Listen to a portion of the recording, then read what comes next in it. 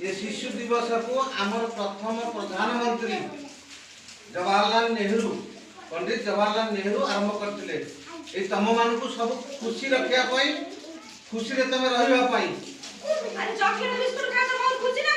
लगुनि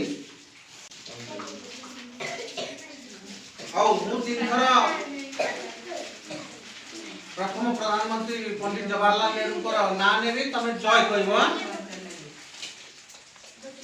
पंडित नेहरू की जय, पंडित नेहरू की जय, पंडित नेहरू की जय।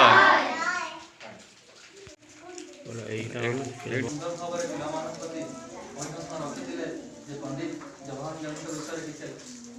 कहते पिलामान को आगु केमती बढ़िया आज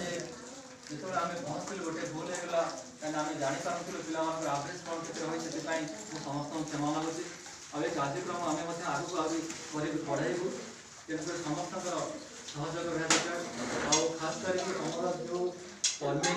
नियोजित होती पिलामान छोट पिला घरे रही समय ओडिशा सरकार जो कार्य बर्तमान अंगनवाड़ी आगे बढ़ाई शिक्षार उन्नति देवाई जो पिला शिशुटी घरे रहा कथा शिशुटी अंगनवाड़ी आसूसी गोटे बड़ जिन हूँ माँ मान जाना दरकार अंगनवाड़ी मानकर माँ कहीं सुरक्षा दवा सहित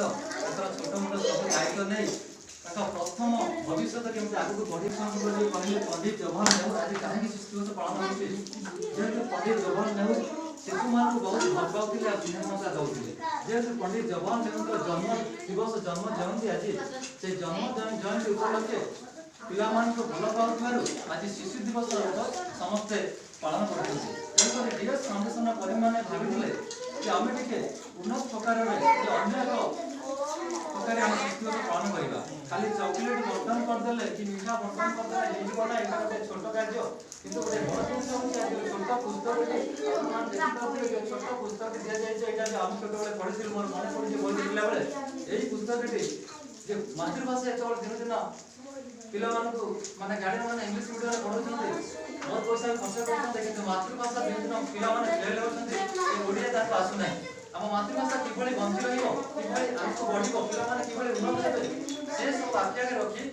डीएस फाउंडेशन समाजसेवी संगठन निष्पत्ति होता जे आम गोटे छोट पुस्तकटी पिला दबा ये छोट पुस्तकटी आगामी दिन में पिला गोटे सुंदर भविष्य गढ़ जहाँकि मातृभाषा से कौन दुर्बलता रहा तेणुक आशा करुच्ची जो पिला छोट बही दि जाए दीदी से बयस को पिला पढ़ाइबे आगामी दिन में यही पिला दिने बड़ होकर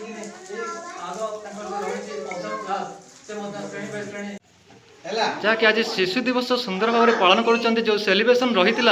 डीएस फाउंडेशन कर्मी मैंने पहुँचते और अंगनवाड़ी जो आमर कर्मी थे आम सहित पिला मानू नहीं आज जो सुंदर भाव में कार्यक्रमटा करुँच शिशु दिवस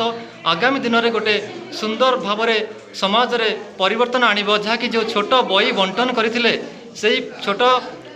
जो छबिला बनबद्ध बहीटी पिलामानकर भविष्य गढ़ और मातृभाषा को आगू नवाई आज ये प्रयास जारी रही है जहाँकि डीएस फाउंडेशन एमती अनेक कार्यक्रम जहाँकि शिक्षा हो स्वास्थ्य हो एमती सामाजिक अन्य कार्यक्रम वृक्षरोपण आरंभ कर आसूची आगामी दिन में यही कार्यक्रम जारी रहिबो और डीएस फाउंडेशन जो भाव में कार्य करुच्ची समस्त सहयोग नित्यांत आवश्यक। धन्यवाद।